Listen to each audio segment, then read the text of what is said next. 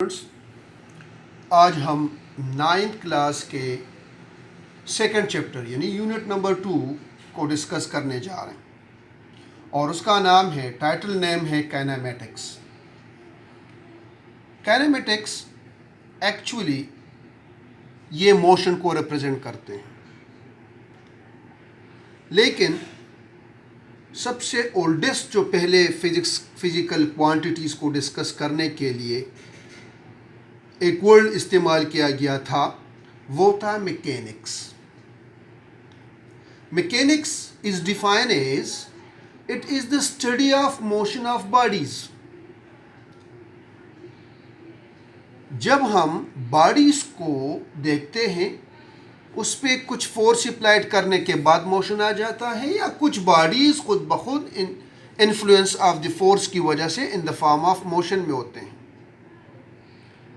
तो पुराने ज़माने में साइंस में जो पहले मोशन को डिस्कस किया गया था, वो मैकेनिक्स को डिस्कस किया गया।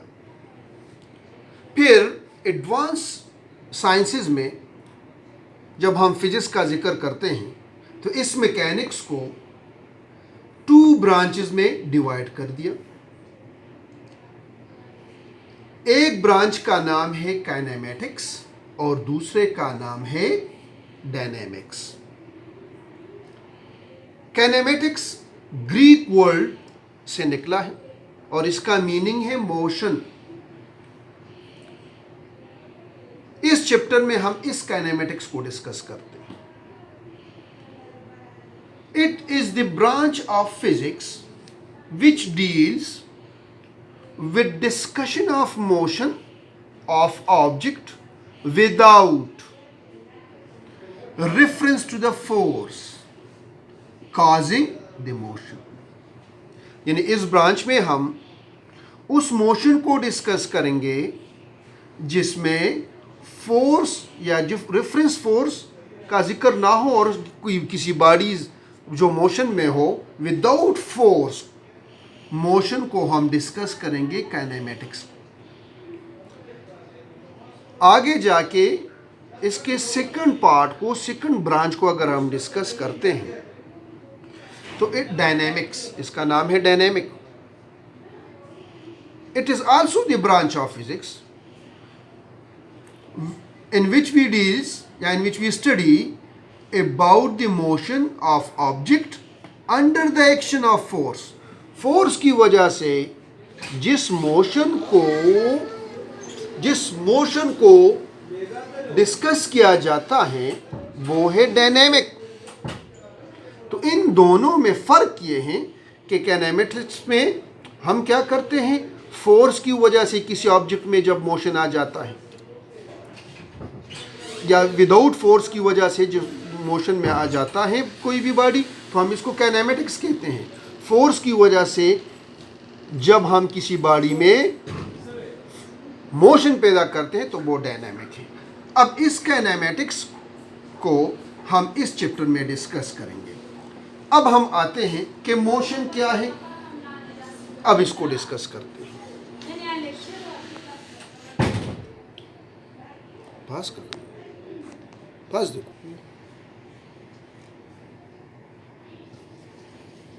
Rest and motion.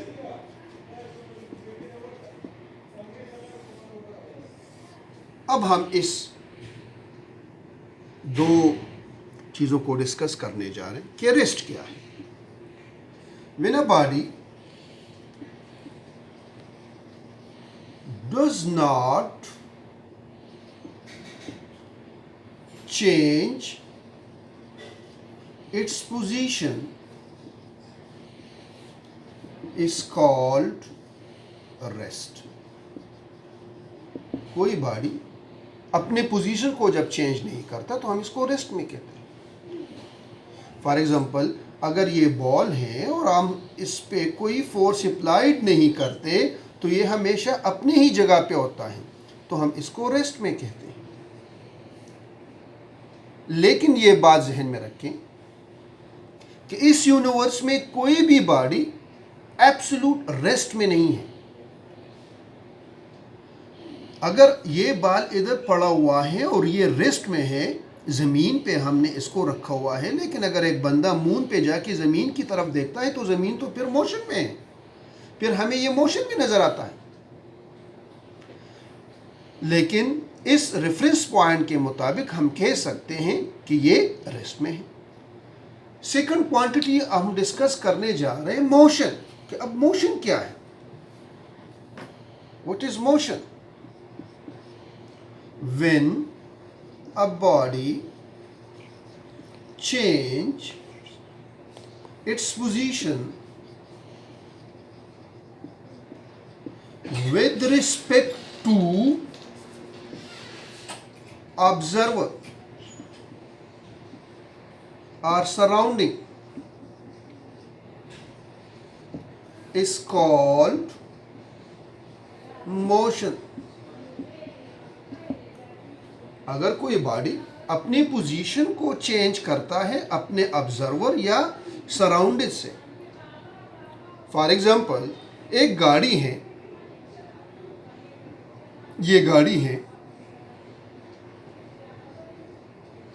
इस गाड़ी में एक बंदा सवार है, ड्राइविंग कर रहा है, और यहाँ एक बंदा खड़ा हुआ है। तो इस बंदे जो कि ऑब्जर्वर है, ये इसको ऑब्जर्व करता है कि ये बॉडी मोशन में है, ये in the form of motion में है, ये अपने पोजीशन को चेंज करता है इस ऑब्जर्वर से।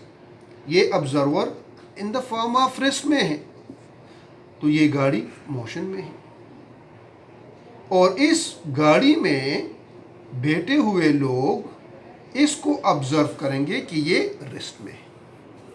इस मोशन को कैटेगराइज किया गया है कुछ टाइप्स में।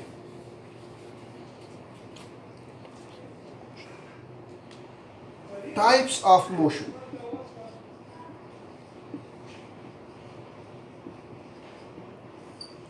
नंबर 1 है translatory motion. Translatory motion. It is defined a change in position of a body as a whole.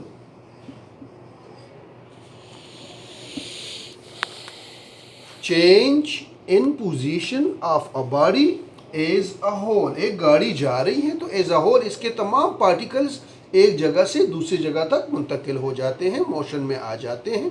एक बॉल है, जब बॉल आप किक करते हैं तो ये बॉल एज अ होल इसके तमाम पार्टिकल्स मोशंस करते हैं, इधर आ जाते हैं। अब this is the examples of translatory motion. इस ट्रांसलेटरी मोशन को हम 3 हिस्सों में, इसके सब 3 टाइटल्स हैं, सब पार्ट्स हैं, इसको भी डिस्कस करेंगे। नंबर 1 है रेक्टिलिनियर मोशन, नेम से जाहिर है। इसका मतलब है straight line, straight line motion. अगर कोई बॉडी स्ट्रेट लाइन मोशन करता हो, ये बॉल है और ये इस स्ट्रेट लाइन मोशन में मोशन करता हो, तो हम इसको रेक्टिलिनियर मोशन कहते हैं। It is the sub part of the translatory motion. या अगर एक बॉल है, ऊपर से गिर रही है, फ्री फॉल, और ये नीचे की तरफ आ रहा है, तो ये हम इसको कहते हैं स्ट्रेट लाइन मोशन, या हम इसको रेक्टिलिनियर मोशन कहते हैं। इस ट्रांसलेटरी मोशन का दूसरा पार्ट है कर्वलिनियर मोशन।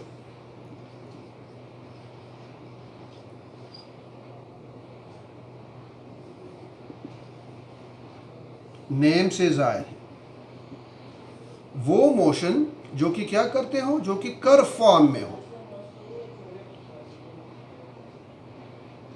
कर्व मोशन या circular motion,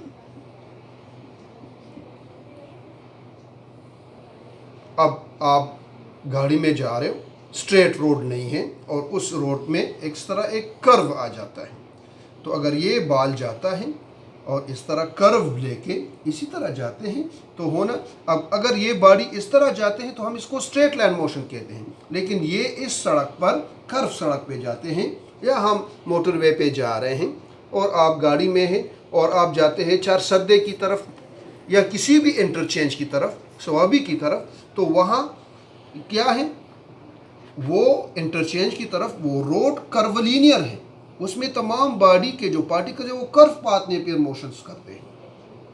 this is called what, curvilinear motion. या जब आप छक्का लगाते हैं क्रिकेट में तो वो बॉल भी कर्वलीनियर है, वो इस तरह जाते हैं दोबारा आते हैं, यहाँ एक खिलाड़ी खड़ा हुआ है इसको कैच भी कर लेता है, तो ये एक कर्व पाथ में मोशन है, तो this is called curvilinear motion. इसका थर्ड पार्ट भी है इस ट्रांसलेटरी मोशन का, वो है सी पार्ट, रैंडम मोशन।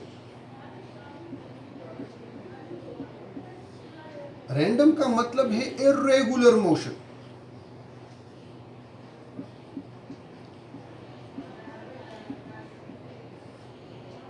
अब अगर हम पानी लेते हैं तो पानी के जो मॉलिक्यूल्स हैं वो रैंडम मोशन करते हैं, इस तरह मोशंस करते हैं, तमाम पार्टिकल्स इस तरह रैंडम फॉर्म में आ जाते हैं, तो इस इर्रेगुलर मोशन को हम रैंडम मोशन कहते हैं। इसी तरह जब हम बटरफ्लाई को देखते हैं तो उसकी जो फ्लाइट है वो भी हम कह सकते हैं कि इर्रेगुलर है। इसी तरह ये तमाम मॉलिक्यूल्स या गैस के मॉलिक्यूल्स या पानी के या लिक्विड्स के मॉलिक्यूल्स भी रैंडम या इर्रेगुलर मोशंस करते हैं। तो हमने डिस्कस किया कि ट्रांसलेटरी मोशन के सब 3 टाइप्स थे, एक था कर्वलीनियर, दूसरा था रेक्टिलिनियर मोशन एंड थर्ड है रैंडम मोशन। इसके बाद मोशन का एक और पार्ट है, वो है rotatory motion.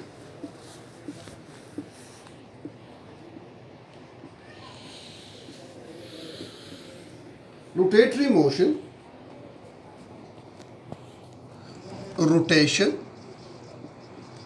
of a body as a whole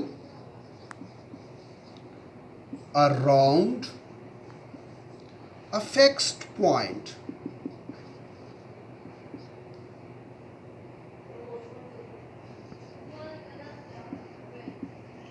or axis. This is called rotatory motion. इस टाइप्स ऑफ मोशन में body as a whole around करते हैं किसी भी फिक्स पॉइंट से। फॉर एग्जाम्पल, इसके एग्जाम्पल को देखें, व्हील को, ये व्हील है और ये इसका एक्सिस है, तो ये व्हील अपने इस पॉइंट से, जो फिक्स पॉइंट है, वो इससे रोटेट हो रहा होता है। इसी तरह आपका जो क्लॉक है, हैंड क्लॉक, तो उसमें भी सुइयाँ, इसमें भी नीडल्स अपने ही फिक्स पॉइंट से अराउंड करते हैं। थर्ड इसका पार्ट है मोशन का, वो है वाइब्रेटरी मोशन।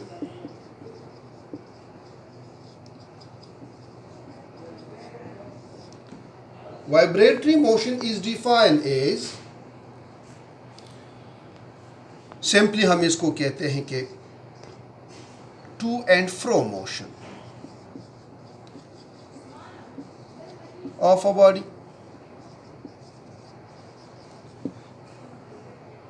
या the repeated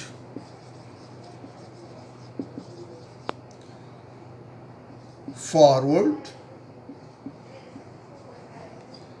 and backward motion of an object about its mean position या equilibrium position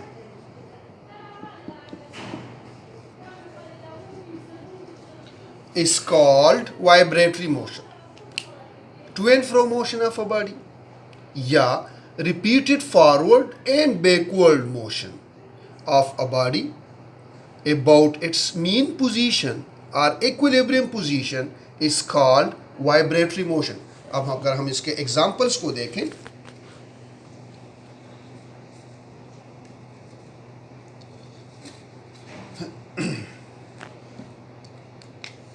ये अगर हम पेंडुलम लेते हैं,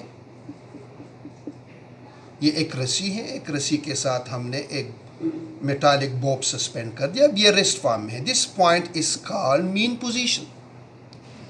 अब मैं इसको डिस्टर्ब करता हूँ, यहाँ पोजीशन ए तक ले आता हूँ. तो अगर मैं इस बॉडी को यहाँ से छोड़ता हूँ तो ये इस तरह जाता है पॉइंट बी की तरफ और फिर आता है इस तरह. तो ये अपने इस मीन पोजीशन को बार बार दोहराता रहता है, रिपीट करता है. तो this is the examples of the vibratory motion. इसी तरह अगर हम स्प्रिंग को देखते हैं, स्प्रिंग को कंप्रेस्ड करते हैं और छोड़ते हैं. अगर ये स्प्रिंग है और मैं इस पे फोर्स अप्लाइड करता हूं तो ये इस तरह कंप्रेस्ड फॉर्म में आ जाता है और फिर इस तरह अपने ही पोजीशन से इस तरह बार बार दोहराता रहता है. So this is called vibratory motion. Students, जिस तरह हमने टाइप्स में पढ़ा, ये तमाम types translatory, rotatory and vibratory motion, कोई भी ऑब्जेक्ट या तो एक मोशंस कर सकते हैं या इन तीनों मोशंस, ये तीनों मोशन इसमें आ सकते हैं. अब आपके बुक में है कि object can be at rest and in motion at the same time. ये पॉसिबल है, ये हो सकता है कि एक ऑब्जेक्ट है या तो रेस्ट में हो सकते हैं या मोशन में हो सकते हैं एक टाइम में. तो for same event two observer can have different observation. For example, आप ट्रेन में जा रहे हैं. जब आप ट्रेन में जा रहे हैं तो ट्रेन में बैठे हुए लोग बाहर स्टेशन पर खड़े हुए लोगों को, जो कि एक बेंच पे बैठे हुए हैं, वो इसको ऑब्जर्व करते हैं कि वो रेस्ट फॉर्म में है. वो बंदे जो बाहर बेंच पे बैठे हुए तो वो रेस्ट फॉर्म में है, लेकिन ट्रेन में जाते हुए लोग इसको रेस्ट में तस्वर करते हैं, जबकि बेंच पे बैठा हुआ बंदा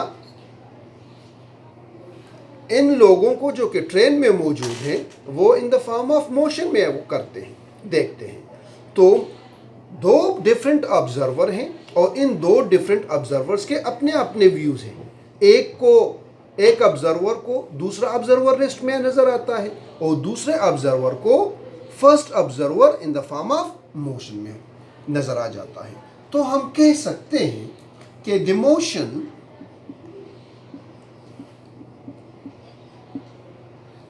and rest or not absolute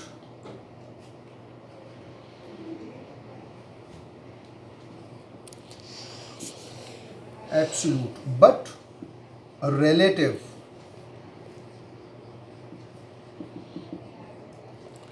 वो एक दूसरे के रिलेटिव हो सकते हैं. कोई भी ऑब्जेक्ट ना तो एब्सोल्यूट रेस्ट में हो सकता है ना एब्सोल्यूट मोशन में है, बल्कि ये एक दूसरे के रिलेटिव हो सकते हैं. होप कि आप लोगों ने मोशन और इसके टाइप्स को अंडरस्टैंड किए होंगे। इंशाल्लाह नेक्स्ट टॉपिक में हम इसके बाकी पोर्शन को डिस्कस करेंगे। खुदा हाफिज़।